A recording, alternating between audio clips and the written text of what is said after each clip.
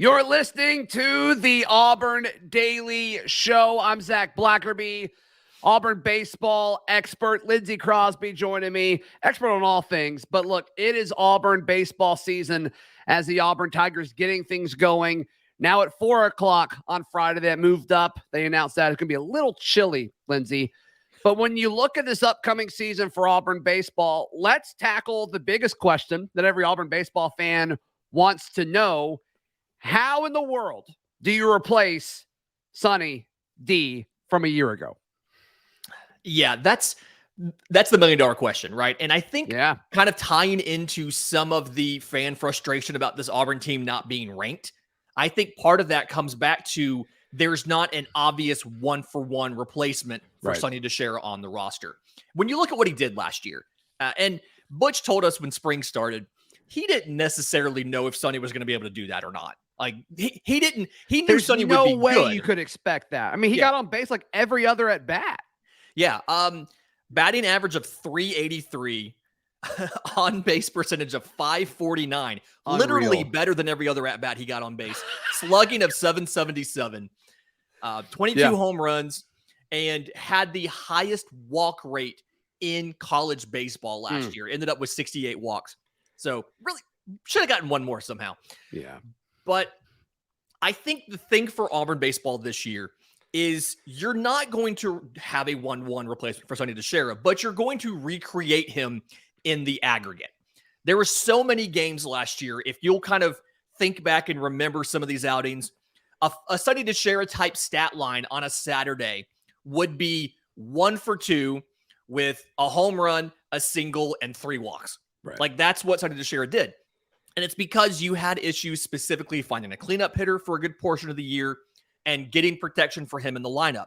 This is a much deeper lineup this year, and you get full seasons from some of these breakout offensive performers. So Bobby Pierce didn't get into the lineup until LSU weekend. And Bobby Pierce ended up being second on the team in home runs and was your cleanup hitter by the time you got to Omaha. And so, yeah, 284, 350, 562 is a great slash line. Right. Extrapolate that out. Instead of saying, oh, yeah, he started 38 games. Imagine he starts 64 games. You know, and what else he can do. You kind of would project him out to be close to 20 home runs, which is where Sonny DiChiara was.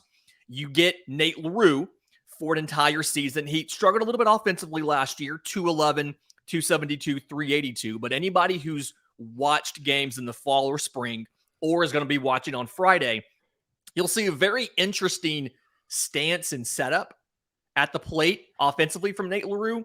Very open. His front foot is back, and he's holding the bat almost like parallel to the plate. But what he's doing is, as a right-handed hitter, normally your left eye is what's pointing at the pitcher. He found out over the summer that he's right-eye dominant. And so he's adjusted the stance so that he can get that dominant eye facing the pitcher, and his offensive production in fall and spring has absolutely taken off. When you see a new stance like this, a player adjusting and playing a different style, does that, I mean, I feel like it could go either way, Lindsay, right? I mean, sometimes that could totally change your game. Sometimes it almost confuses them. I mean, do you feel good about that moving forward? The big thing whenever I see a big mechanical change like that is I want to understand why it's happening. Because there's sometimes you'll see a pitcher's arm slot all of a sudden be different. And it's like, okay, the arm slot's different.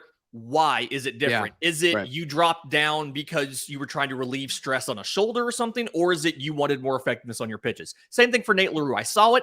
I was kind of curious. I asked him about it, and he explained the right-eye dominance. And then you can see the results. So there's a little bit of, before I worry about something like that, I always want to find out why it happened. And that is why I think it's going to pay benefits this year. And then when you look at some of the guys you brought in, outfielder Justin Kirby from Kent State, first baseman Cooper McMurray from Kansas, are both going to be guys that will bring you more power than the guys that they're replacing in the lineup, with the exception of Cooper. He's not going to replace Sonny DiChiara, but he's going to bring you more power than some of your other options at first base. And then I don't think you can I don't think you can overstate the value of true freshman Ike Irish at DH. Gabe Gross told me last week that Ike Irish has one of the best batter's eyes, if not the best batter's eye on the entire team as a true freshman. As a freshman, yeah. As a true freshman. And so obviously why he was considered a top 50 draft prospect going into last year's draft. Auburn gets him on campus. And they want his bat in the lineup as much as possible, to the point where I've seen him taking reps at first base, obviously the DH as well.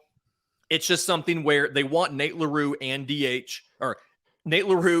Ike Irish in the lineup as much as possible. Sure.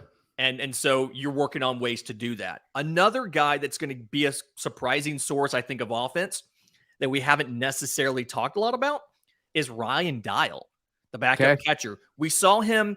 They did some work last year to try to get his bat into the lineup. We saw him play some left field, both at home and away. He's a catcher by trade, so you feel a little better about it at home than away. Mm-hmm. But we've seen him at first base a little bit this year as well. His hard hit percentage for fall and for spring, as going into last weekend's, Friday and Sunday games, was at 83%. So, which was best on the team. Yeah. When he made contact, it was quality contact.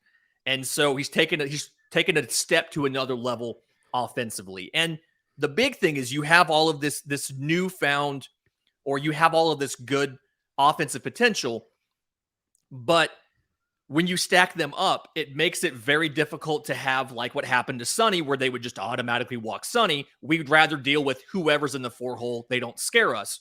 Now you walk Bobby Pierce, there's veteran Casey Howell. You walk him, yeah.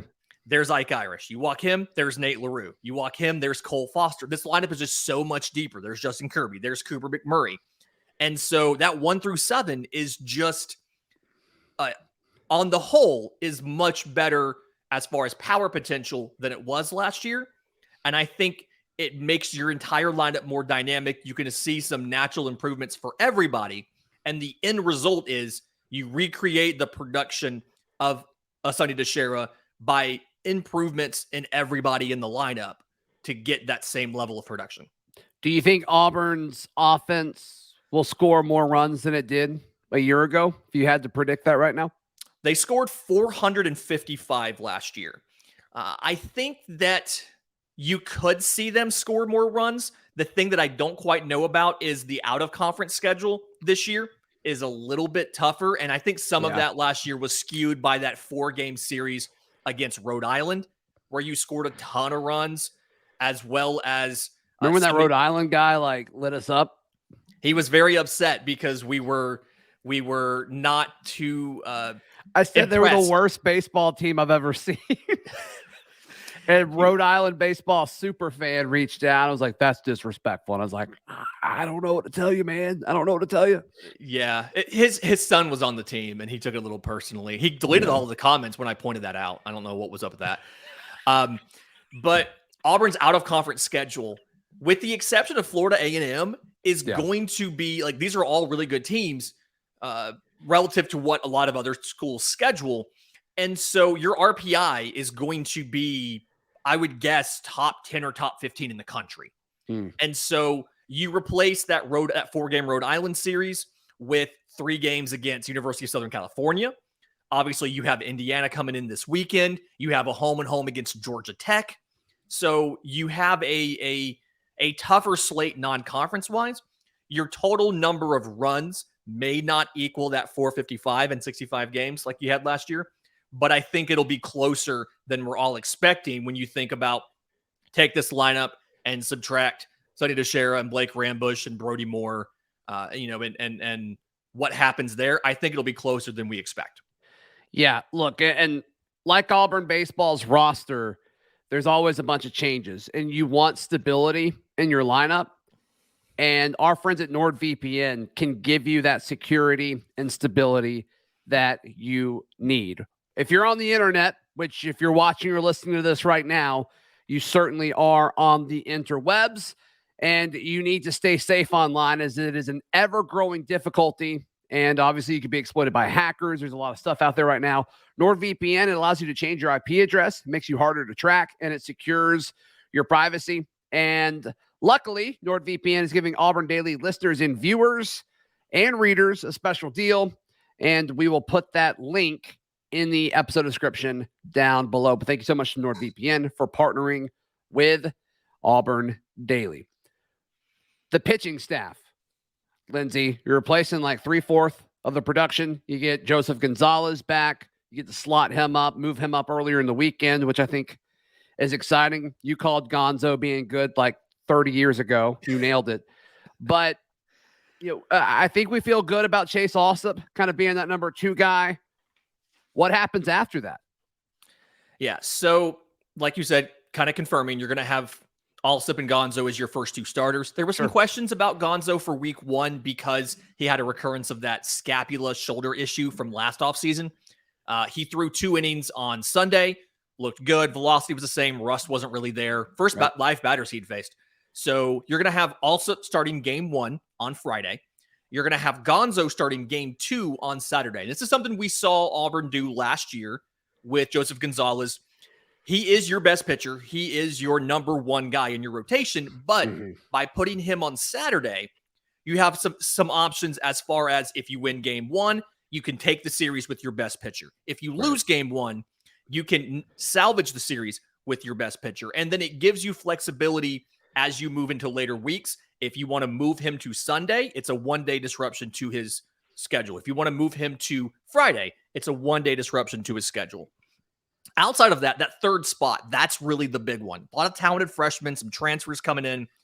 The guys that I've seen most often competing directly with one another for that 3rd spot have been two true freshmen, lefty Zach Crotchfeld from New Jersey, and then lefty Drew Nelson from Troy. And this weekend, you're going to see Drew Nelson get the start. These 2 guys, they're both lefties. They're both freshmen, but they kind of do different things. Crotchfeld has more of that traditional, fastball sits 93 or 94.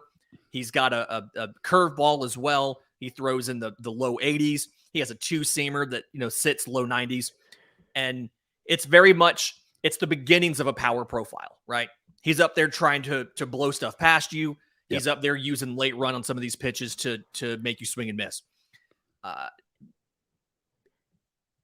Drew Nelson, by comparison, is very much a, the velocity is not as crisp. He sits high 80s on his fastball, but he's very, very good at understanding, this is what I can do to get weak contact and let my defense play. And he's really leaned into I'm not going to blow this by you, but I've got this wicked looking curveball with good bend. I've got this fastball that likes to move around a little bit. And then I'm going to just not let you ever get comfortable. I'm going to throw, I have a slider and a curveball. Sliders high 70s, curveballs low 70s, fastball again, low 80s or high 80s. I'm just going to make you uncomfortable and you're never going to get solid contact on anything. I watched him. The coaching staff has been working with both of those guys in particular, trying to get them to be more willing to attack the strike zone and pitch to contact versus trying to nibble around the strike zone and get a bunch of chase and things like that, to the point where in one of the squad games, they made a rule for the squad game, 2 balls was a walk. And the idea was, we don't want you to just pitch outside and up and try to get them to chase something. We want you to throw in the strike zone. And with is that a pitch count thing that they're trying to do? Wasn't a pitch count thing. It was it was more of a mindset thing. And I asked Schoenrock, I was like, hey, is that something where you want them to mechanically learn to throw strikes, or is it a mindset? He's like, it's very much a mindset. We want them to understand you can lean into the good defense you have behind you. One of Butch Thompson's mantras, dominate the routine play. And when they made that change in that squad game, Drew Nelson goes out there 4 scoreless innings because he's like, yeah, I'll throw you this curveball, but it's going to break late underneath your bat. You're going to roll over it, and it's going to be a weak grounder to second. And so he'll get the start on Sunday. So I assume you're going to see different guys throughout the non-cons part of the schedule start that 3rd game. I mean, Butch Thompson's very much a coach that does not mind kind of having position battles going into the season just to get things right by conference play, which I don't think is unusual. But Do you see like whoever doesn't win this number 3 spot, do you see them being the midweek starter, or do you see them kind of finding a role in some middle relief type thing on a Friday or a Saturday or a Sunday? So those two freshmen, Crotchfeld and Nelson, I think the one that doesn't is not the starter for game 3 in whatever given series, he's going to be one of the primary options as a piggyback, especially early in the season. This coaching staff likes to pair two pitchers together, and it may be pitchers that do different things from a visual perspective.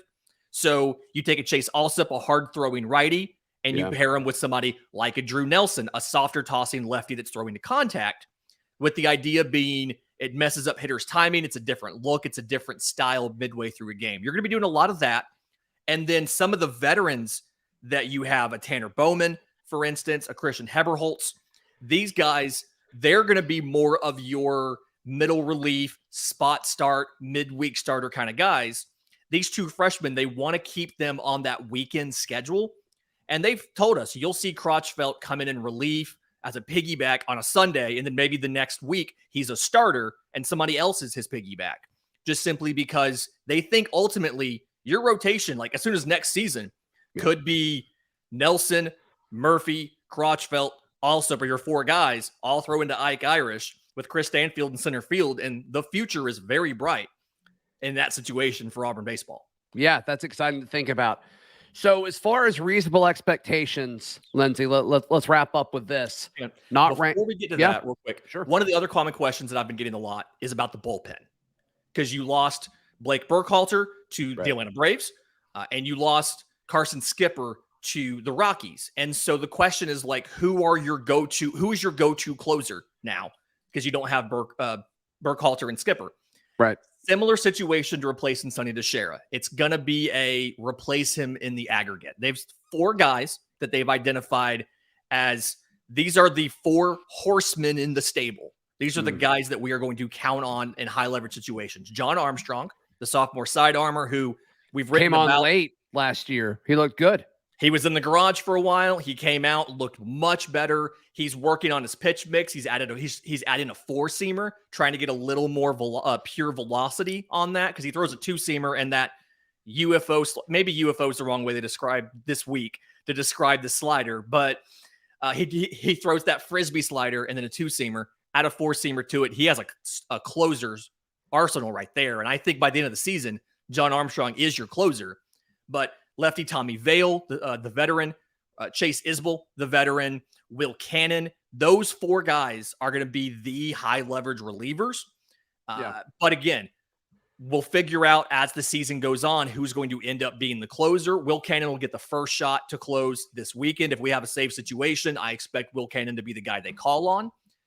But by the end of the season, I think John Armstrong's going to be the guy, simply because I love the pitch mix. I love the slider, gives him legitimate swing and miss stuff. And that's kind of the thing you don't have a ton of in this bullpen right now. Reasonable expectations for Auburn baseball, not ranked by any of the major publications, despite being an Omaha team a year ago. But like we've discussed today, a lot of questions, a lot of guys you got to replace. So you kind of get where they're coming from. And if they take care of business early, I got a feeling they'll find themselves in the top 25. But reasonable expectations in a very loaded conference, Lindsay, yet again, where should Auburn fans kind of expect this team to be when it comes to their pecking order in the SEC? So I expect Auburn to finish in the top half of the SEC West and to be a postseason team. The big question is going to be, can Auburn get high enough in the polls and in the rankings to be one of the 16 teams that hosts a regional? I think, from your likely outcomes, a 2 seed is probably most likely. But if Auburn can get into that number 1 seed, the key series to watch for that is going to be home versus Texas A&M and home versus LSU, both preseason top 5 teams. And Auburn's gotten really lucky with the scheduling, because Texas A&M, as we talked about on Auburn Daily when we talked about the schedule, Texas A&M is here for A-Day weekend. The Frank Thomas statue is being dedicated that weekend. A lot of people will be in town, should help with attendance. And then LSU in May is here during graduation weekend. another scenario where there should be tons of attendance, should be sellouts for all 3 games.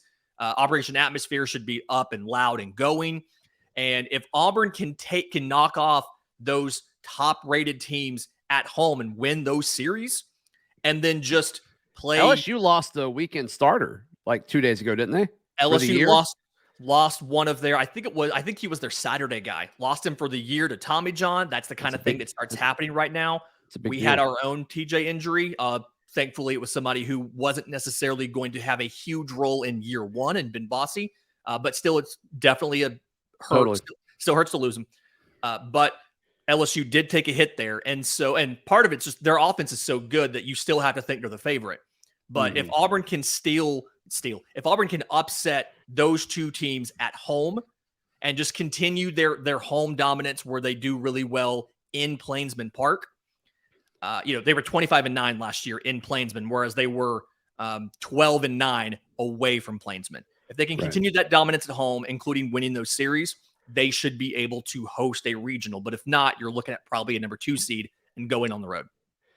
So if you're an Auburn baseball fan, auburndaily.com is your place for everything Auburn baseball this weekend, but the entire season. Lindsay will be there at Plainsman Park this weekend. We'll have watch articles pumping out. We'll have instant takeaways and reactions, live blogs.